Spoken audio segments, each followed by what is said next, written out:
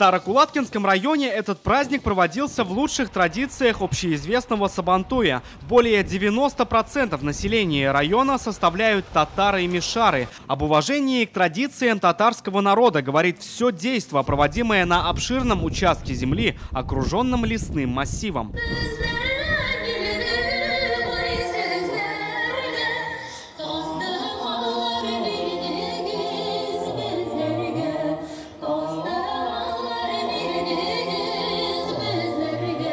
Национальные игры, демонстрация быта народности района, борьба кэряш, конные скачки. Перед ними чествование передовиков труда за личный вклад в достижении запланированных результатов.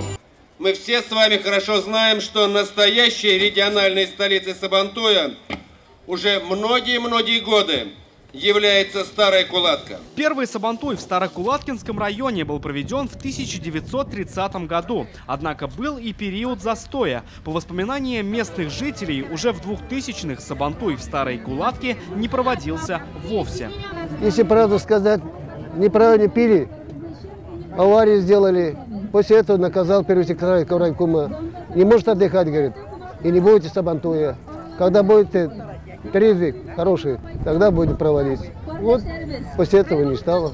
Лет уже 5 проводится сабантуй, все нормально. Сейчас на сабантуй выходят представители многочисленных районных деревень. В состав района входит одно городское и 4 сельских поселения, а они разделены на 23 хутора, села или рабочих поселка. Рустам Нургалиевич Миниханова от себя лично и от населения Нурлатского района с прекрасным праздником Сабантуй. Желаю вам всего самого доброго, здоровья, новых вам успехов.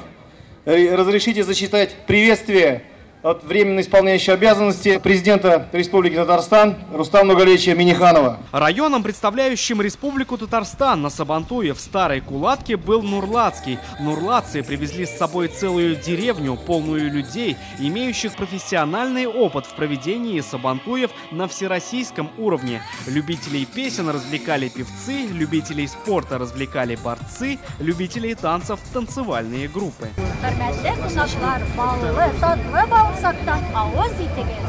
Угощайтесь. Будем пробовать. Расходимся, девочки. Посмотреть, как сабантуй проводят наши, мог каждый. Большинству гостей сабантуя Нурлатскую деревню видеть еще не приходилось.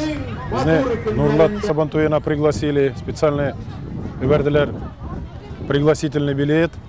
Без прошли, Big Эйбет организация, молодцы, все красиво, все сделано в таком сабантуйском духе, сцена, все вот эти вот аттракционы, все организовано хорошо. Тот, кто оказывался внутри, мог что-то видеть впервые. Например, представленный здесь выездной музей. История известных татарских писателей и поэтов. Местом, где старокулаткинцы и нурлатцы нашли общий язык на данную тему, стала палатка регионального музея истории Закамья и города Нурлат.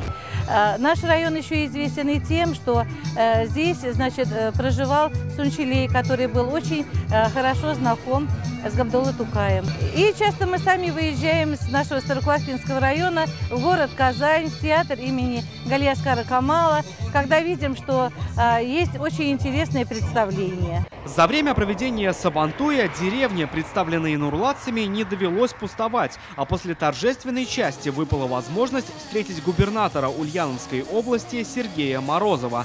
Глава Нурлатского района Равиль Кузюров и почетный гость деревни прибыли сюда сразу после открытия праздника и обсуждения организационных вопросов к следующему всероссийскому сабантую. Ты женатый? Женат.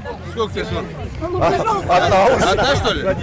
Давай бери вторую. Нурлатцам чужого не надо. Профессиональная команда приехала делиться сама своим опытом, а гостям в любое время была готова продемонстрировать свои умения в пении, инсценировках сцен быта татар, рукоделии и гостеприимстве.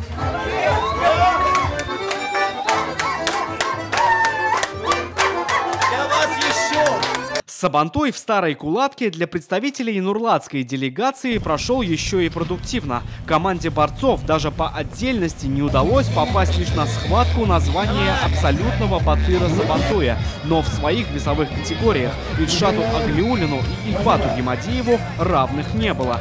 Они заняли первые места. Оказалось, что Сабантуй этого года лишь некий каркас всероссийского сельского Сабантуя года следующего. Ожидается, что, учитывая опыт прошлых лет и городов, уровень празднования будет высоким. Это обсуждал оргкомитет по проведению Всероссийского сельского Сабантуя 2016. Во время районного Сабантуя прошло его первое заседание.